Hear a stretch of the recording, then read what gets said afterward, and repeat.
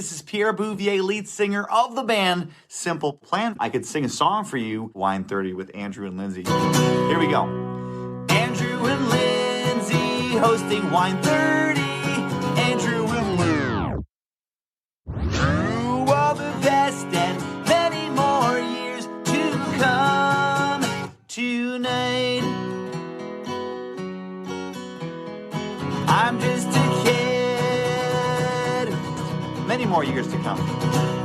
Peace. 10 out of 10 would drink again.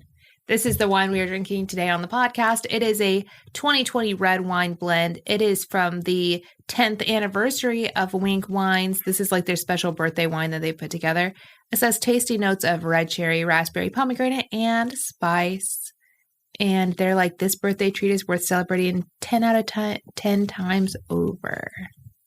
So this is fun because it has a bunch of like sharks, like colorful sharks on the front. How do you feel about the wine? I like it. I think it's really smooth. For red blend, I'm impressed. Red blends for me are like really hit or miss, but I enjoy it. 10 out of 10 would drink again. 10 out of 10, just like that. They want you to say it. I mean, we need 9 more bottles. But there's only 5 sharks on the front. I feel like there should be 10. Why? Because 10 out of 10, like, there's only 5 sharks. I know, but like, are you like 5 years old? Do you need like 10 of everything? Like, does everything have to make sense? No, they're fun. They're fun times. So where would you consume this wine? I would consume this wine. On a yacht. Is that what you feel? But I was thinking in a winery, but yeah. Like, not like a big, big yacht, just like a little yacht. I was thinking like in a winery, like, by the barrels. What is that room called? The barrel room? The barrel room. Yeah. Yeah. So I would think that this would be a really good wine to drink in a barrel room. Where you'd be like, fill up my drink right out of the barrel. Like, yeah, you'd be like, oh, there'd be like a little barrel table. And you'd be like, yes, we're going to taste the wine. And they'd be talking about their wine and be like, this is our anniversary wine. 10 out of 10. Would drink again. This is definitely like marketed to millennials. They're like, you know what millennials love? Doodle sharks. Doodle sharks? Like, let's just doodle some sharks on the front. Millennials will love it. I actually feel like that's more a Gen Z thing.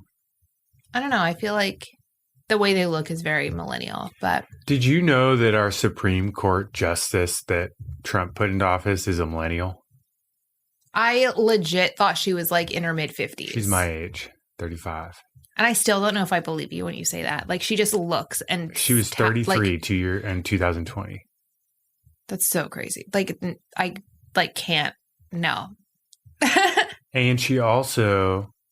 We're getting ahead of ourselves on topics, but she also just removed mask mandates for planes. Yeah. Which I mean, okay, I'm kind of pro that. I think it should be a choice at this point for people to wear masks or not. I'll probably wear a mask on a plane, but if I'm sitting for a long period of times, I'll probably take my mask off. Like, we are flying to Hawaii in, 2 weeks now. And we paid for like the extra room, right? The Comfort Plus, whatever you want to call it.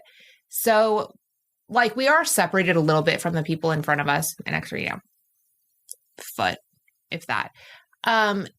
So that makes me feel slightly better, but I have a feeling I'll start with the mask on, like throughout the airport, I'll probably wear a mask. Yeah, me too. And then as soon as they start bringing like food and drinks around, I'll probably take it off for a couple hours and then put it back on at some point. Or if there's someone around me that's like coughing or sounds like not healthy, I'll probably wear it the whole time.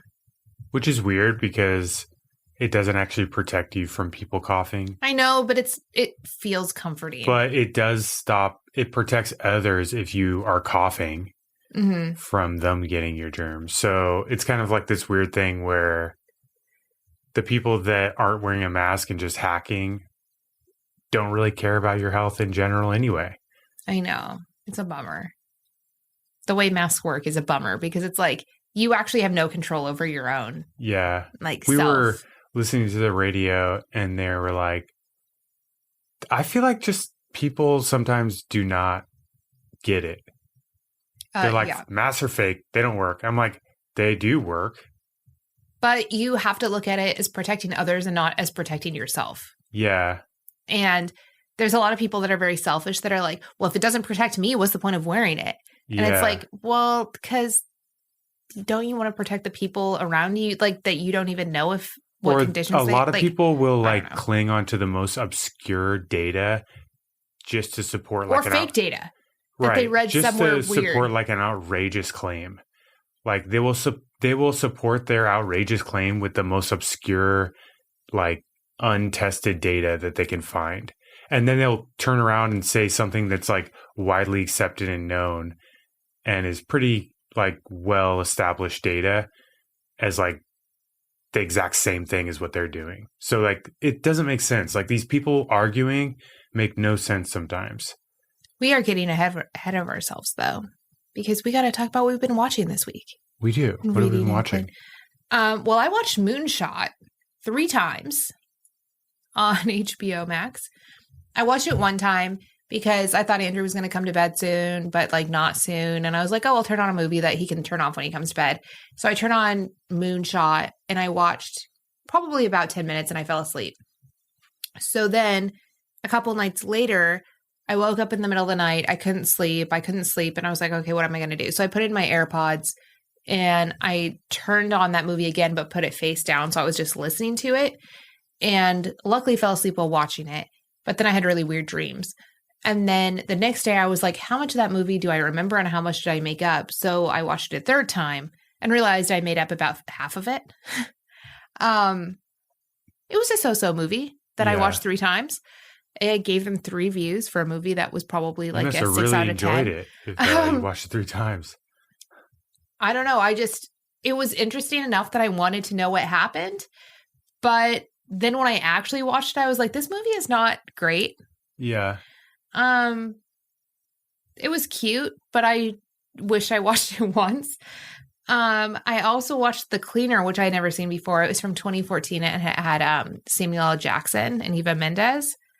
And he is a guy who cleans up after crime scenes. He's like an ex-cop who cleans up crime scene. Yeah, I mean, it's been done a million times. I mean, it was 2014. So. Oh, okay. Maybe it's. And it was like a thriller type movie. And what was that Sunny? What's that movie? Sunshine Cleaning. Yeah. Yeah. Same thing. But that was like an independent comedy kind of thing. Yeah. This was more of like a thriller. And obviously he gets caught up in something. He discovers something he shouldn't have or something. But I also fell asleep like 20 minutes in. So I need to rewatch that because it was actually good. I just need to figure out what happens after the first 20 minutes. And then we also watched The Batman. I didn't watch the whole thing of that either. I got about halfway through and I pieced out and went to watch Moonshot. So that just, says how much she attributes to Moonshot. Well, really like that one. No, that was the first time I watched Moonshot. But The Batman was just not holding my attention, and I thought I didn't like Robert Pattinson as Batman. I went to watch Moonshot with Lindsey, and I sat. You did about 15 minutes. 20 minutes, and then maybe. I dipped out. He's like too much of a romantic comedy, like cheesy, whatever, and he just dipped out. Well, it just felt like it was totally produced by Elon Musk. I honestly think fuel rockets. I'm like, can you guys not get a little bit creative and be like, can we get off the fueled rockets, please? But by the end, when he actually meets the guy who like created the rockets or whatever, I feel like it was kind of making fun of Elon Musk and his whole if you setup. Make it to the end. I mean, if you make it to the last, probably you have to make it 3/4. Like this whole thing where we're like rockets. It's a total Gen X thing because it's totally inefficient. What's wrong with flinging rockets into space? I actually like the Richard Branson Atlantic Virgin America, whatever you want to say, his jet. Yeah, a jet is better. Where you take off like a jet, you go through the atmosphere, you come back like a jet and land like an airport. That makes a lot of sense to me. There's honestly, the whole rocket thing is just, to me, very simply put, a lack of creativity. Like, they just don't want to create a new way to do it, even if it would be more beneficial. And it's kind of like when people see that, for me at least, I'm like, well, why would I care if I'm driving a gas guzzler? Like, you know? So have you been watching anything notable this week? I know you've been watching a lot of the anime still from WonderCon, but were there any that were just like, yes, that was a great one? Plunder. I may have talked about this one. I think you briefly mentioned it, but it's worth a watch. It's worth a watch if you're into that type of thing. I haven't even finished it yet, but it's pretty good. I did watch Your Pretty Little Face in Hell. We finished that. Yeah, because there's only 4 seasons. The first season, I think, only had less than an hour worth of content. Yeah, it's like, and then there are 2 hours worth of content for the last 3 seasons. It's kind of crude humor, honestly. It's definitely not worth a second watch, I would say, but it's worth a watch if you find it. If you find the first episode attracting, it's worth a watch. I feel like that's one I'm gonna wait until the entire next season is out before I start it. Like, I don't want to just watch one episode and then wait a week and then watch one episode and wait a week. It's more of one of those things that you just want to binge a few episodes at like a whole season. It's kind of a mockery of Christianity in a weird way. I mean, it's a mockery of a lot of things. But yeah, they're just like, let's think. I just feel like a bunch of really creative, like smart dudes got into a room and they were like, let's create a show that just does like anything raunchy. Let's like, you know, about hell. Mm-hmm. Like, let's make it incorporated with things that are actually awful in real life. You know, like the corporate atmosphere is awful. Like, no one likes the corporate. Okay, there are a few people that like the corporate atmosphere, but those people largely do not care about the side effects of the corporation. Okay. Yeah. Moving on from that. What have you been reading? I'm on volume 5 of Invincible. That's about all I've been reading. A lot of news articles. I need to get back into reading novels, honestly. Yeah, I read a very small smidgen of like a sister that I've like started a week or two ago. That's my goal for this week, though, was to finish that book, like to just like get through and like read the whole thing. It's weird because I can read a novel in like 2 days and I find it very satisfying, but I just don't do it. It's weird. It's like, I also do the same thing where it's like 1 or 2 days I get through the whole thing usually, but finding the time to actually get into a book. Yeah. Because sometimes I'll read a chapter or two, like at the very beginning, and then I set it down, and then it's weeks before I pick it back up again. You know, I do get emotionally invested, and then I want to like tell people about it and talk. But I like doing that, so I don't know why. It's kind of like exercising a little bit, where once I'm doing it, I love it. But it's that initial like, it's that dread of thinking about taking the time to do it. Yeah. Yeah. It's willpower. What have you been listening to? I haven't been listening to anything. Like random radio shows. Whatever Lindsey listens to, I listen to. I have been listening to some 2000s R&B and hip hop on my phone. Oh, I've been listening to more, I don't know if you call it metal or just like rock, like Disturbed, Godsmack, like butt rock. Butt rock. Love it. Okay, so what have you been playing this week? You like RimWorld? Yeah. Same thing as always. The last few weeks, anyway. Not like that's not like a constant. Like a drag. I'm no, like, it's like a really fun game. It's not a constant thing though. I feel like Andrew goes through phases with RimWorld where he'll play it like for 2 weeks straight, I'm just trying to beat and then he won't play it again for like 6 months. Yeah. I'm just trying to beat the game so I don't ever have to play it again. Obviously, we've been playing some TOS. We've been playing some Wrong Party from Unstable Games, and then obviously some Best Fiends, which I will talk about in just a second when we talk about our sponsors for this episode.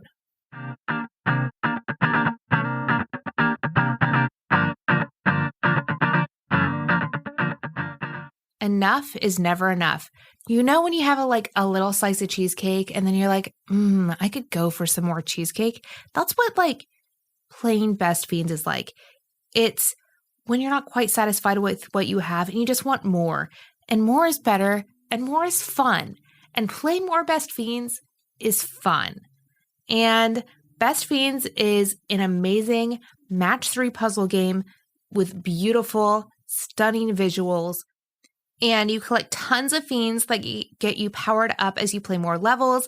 And every win brings new challenges. There are thousands of puzzles to play. And once you download Best Fiends, you can play anywhere, even without an internet connection, which is great when you're stuck without Wi-Fi. And there's new events all the time. There's thousands of levels. There's always more to play. And go ahead and let enough is never enough be your mantra. Download Best Fiends for free from the App Store or Google Play. Plus, earn even more with $5 worth of in-game rewards when you reach level 5. That's best friends without the R, Best Fiends. Aside from wine, do you know what we love? Margaritas. And to make a good margarita, you need good tequila, which is why I'm so excited to tell you about Siempre Tequila, which is one of our sponsors for this episode. They are a multiple award-winning tequila, and they are made traditionally in a small Mexican town called Tequila, because you actually can't call tequila tequila unless it's made in tequila, kind of like champagne, which I didn't know. I think it's freaking cool. And the founder started this company with their life savings and a credit card. And Alex, one of the founders, drew the label by hand. He was like, hey, let's do it. Let's go all in. And they did. And siempre means always. The rose symbolizes beauty in both life and death, good and bad. And I love where they have this agave that they get from the highlands and the lowlands, and it's 100% blue Weber agave, which is really amazing, from Jalisco, Mexico. And they make this tequila making volcanic spring water. So famous people are always pushing their tequila brands. And what's cool about Siempre is there is no celebrity required. You can follow dreams, not influencers. They are just a good brand that doesn't need a celebrity pushing it for it to be great. So ask for Siempre at your local wine and spirit store, or find us online at shop.siempretequila.com. And that is shop.siempretequila.com, and use code WINE30 and get 20% off orders of $100 or more. And you can follow Siempre Tequila on Instagram at Siempre Tequila. Hey, are you part of the Itty Bitty Titty Committee? Are you a AA to B cup and you have the hardest time finding a bra that actually fits? Well, that's why Pepper is so great. There is no more settling. Small-chested women are used to choosing a bra that was made for a chest that wasn't them. Most cups are built for a 36C, and if you're an AA or B, that just does not work for you. Pepper bras are made for small-chested women by small-chested women. They are super comfortable. No more gaps, no more uncomfortable padding. When you wear this, you will forget that you're even wearing a bra. Fit is Pepper's #1 value proposition, and they are loved. They have sold out more than 15 times in 2021 and have sold over 1 million bras. They have over 11,000 5-star reviews, and I think you should just go check out their testimonials and individual product reviews because they are incredible. They are female-owned, which a lot of those big companies you see at the mall pushing bras are male-owned. They're not made for women. They're just made for whatever males think women want. And this is actually made by women who know what actually works. The founder's Kickstarter campaign was fully funded in 10 hours. By the time the Kickstarter was over, the campaign was over 470% funded. Pepper has band sizes up to 40, and they add new colors all the time. I am absolutely obsessed with all of their limited edition seasonal colors, and I think you should check them out because I am absolutely obsessed. Get 20% off your first order when you go to wearpepper.com/wine. That's wearpepper.com/wine to get 20% off your first order. That's wearpepper.com/wine. Terms do apply. Available at wearpepper.com/terms.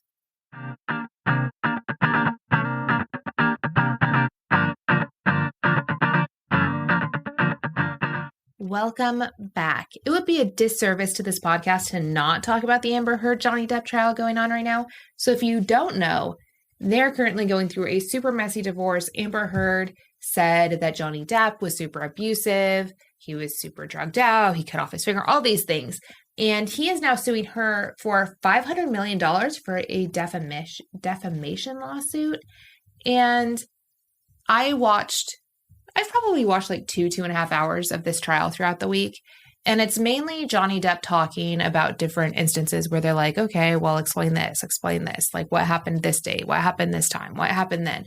And my question is, why is it easier to believe women when it comes to domestic violence?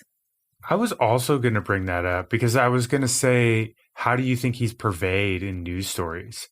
Because, okay, so leading up to this trial, every news story I saw of this whole situation, I was like, Johnny Depp is a complete mess. He is a domestic abuser. He's a horrible person. Like, I put all of the blame on him. Watching this trial and seeing the way he speaks and like the way that he's obviously like emotional, he's like stuttery, like he is obviously someone who has been abused. Like, I don't think it's just acting. I think he actually has been abused. So do I think he's at fault? Partially. Do I think she's at fault? Yes. Like, they both were in a very toxic relationship with each other, and obviously were both very abusive. But it's so easy when the story comes out to be like, oh, he abused her, she's the victim. And now I'm like, no, they were both horrible people who abused each other. Right. So what do you think the news, because I kind of think the media has like an agenda. For instance, one of the news headlines for Los Angeles Times was Johnny Depp alleges Amber Heard hit him repeatedly, details finger disfiguring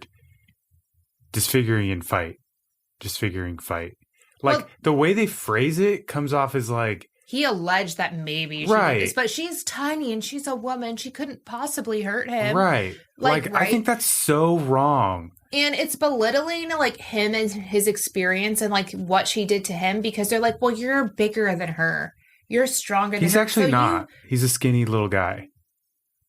I mean, he's heavier now than he used to be, but he's still like, he's probably still like what?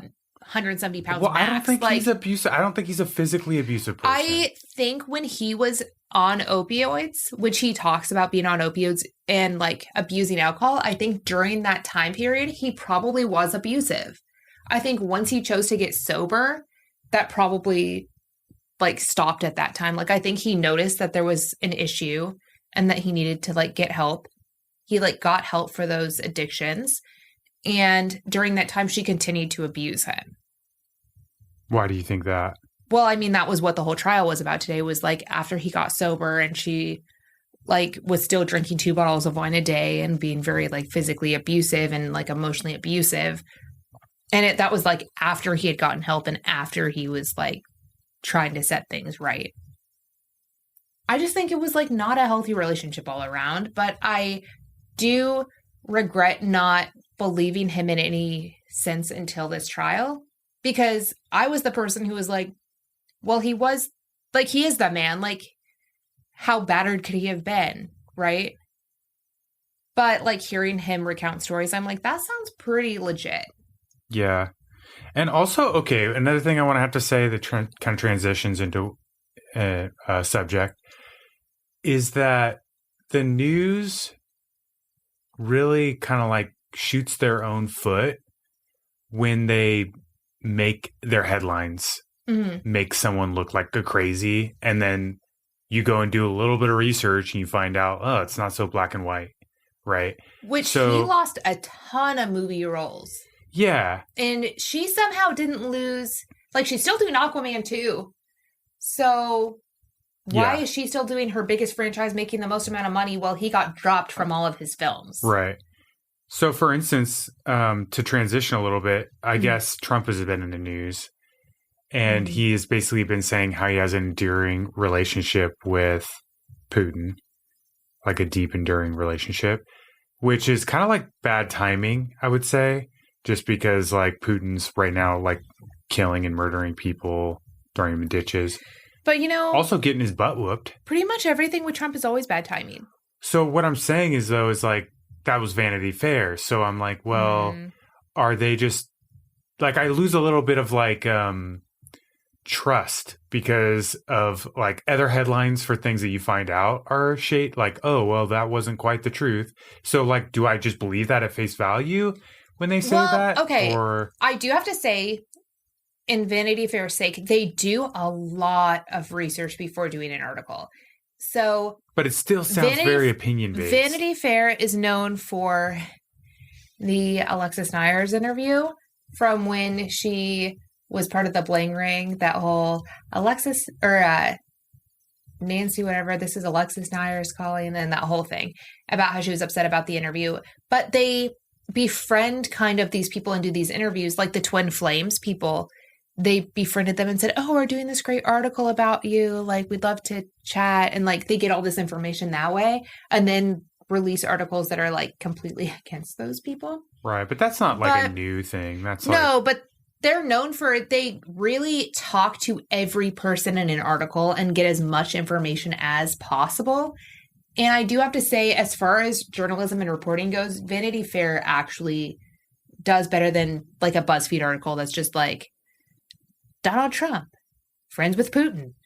Well, they were like friends with Putin during a mass, not genocide, but like, you know. But they've done a lot of research before coming out with the headline versus. Right, but it's very provocative, I feel like. It is provocative. And it's like very clicky. Like, I'm going to click on that to like, you know, vibe and hate against this guy. And it's like, can we just get off that subject unless you have some real news to report? Like, we already know he has a deep connection with Putin. They are definitely. We already know there was a January 6th thing. Like, can we just get away from that unless you have something real and substantial to report on? They're definitely like well-informed clickbait.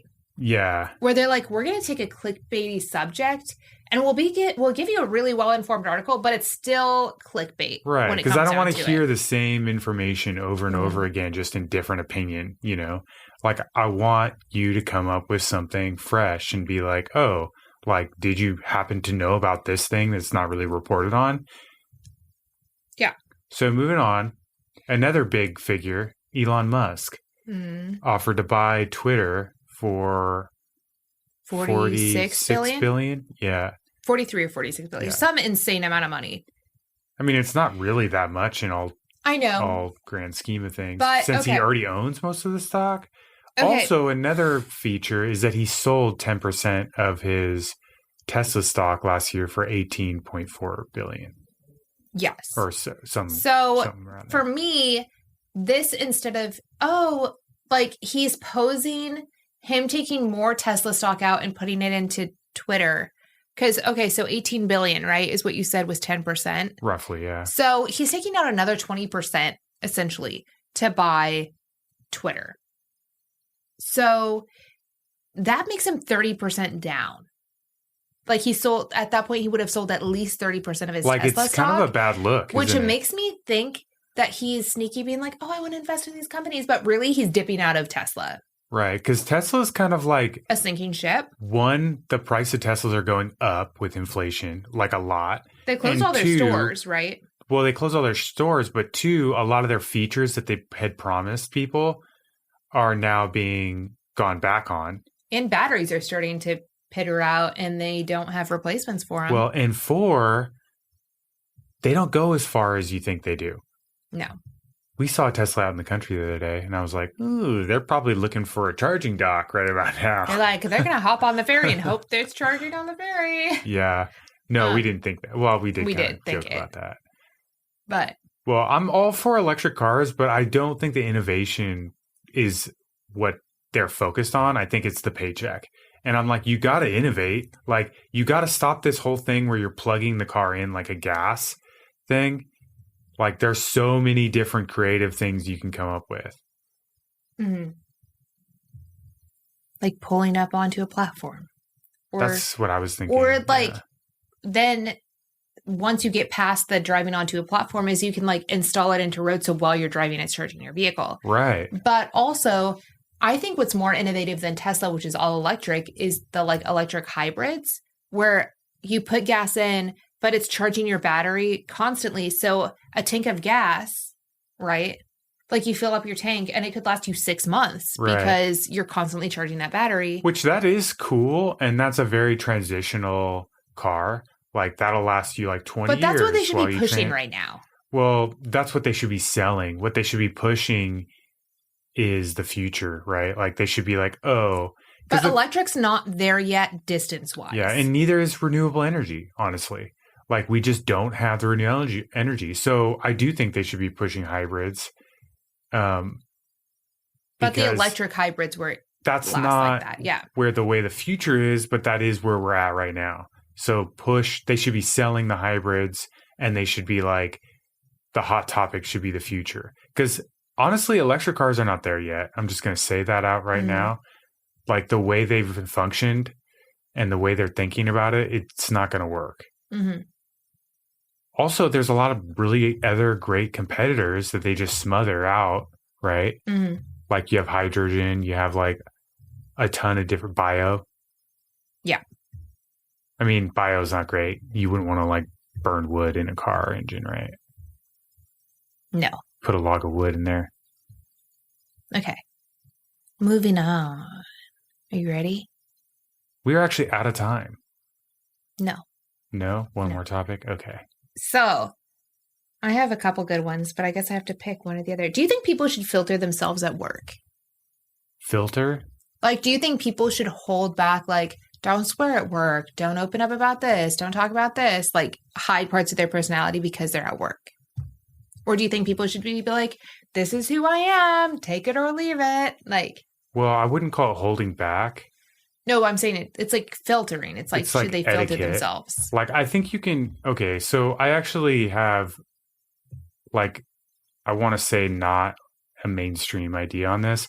I think, like, you shouldn't have to filter out yourself, but you should have etiquette. So, like, if you're going to curse and you're going to do this, it needs to be etiquette. It needs to be, like... Don't show up to, meet a client and be like, F-bomb this, F-bomb that, right. S-word this. Like, be polite, and but then if also there's be a yourself. Place where it fits and you can drop whatever word you want to do, then if great. You accidentally drop a brick on your foot and need to say the F word, say the F word. Or if, like, they bring something up and they want your opinion on it. And you're passionate. And you can give, like, maybe one swear word. Don't go off, like, etiquette. Like, have a little bit of, like, decency. Does that make sense? Because, like, you're exposing that person to you, and you don't expect them as a professional adult to expose them to you to them completely. So it's like, you have to do it with class. Classy. Yeah. That's what we do on this podcast all the time. I think we try. We drink wine and we stay halfway classy. You should definitely know how not to swear. Yes. I didn't know that was a skill, but I guess it is. I am very good at not finding words to swear or to find, that. I think that swearing is definitely a part of the American culture, and you should do it more often. My niece, there's this video of her in the right when I think it was area. It was Halloween when she was like 2 or 3, and she knocks on my mom's door or whatever. She comes in, she's dressed up like Dorothy from Wizard of Oz, and there's something sitting there, and she's like, "Holy guacamole! Holy guacamole! Oh my goodness gracious!" And it's like all those words that you normally would use to like use instead of swear words, and it's just really funny because, that's obviously she picked it up from somewhere. Yeah. But I enjoy it. We are out of time for today, but be sure to tune in for our next episode of A Wine 30.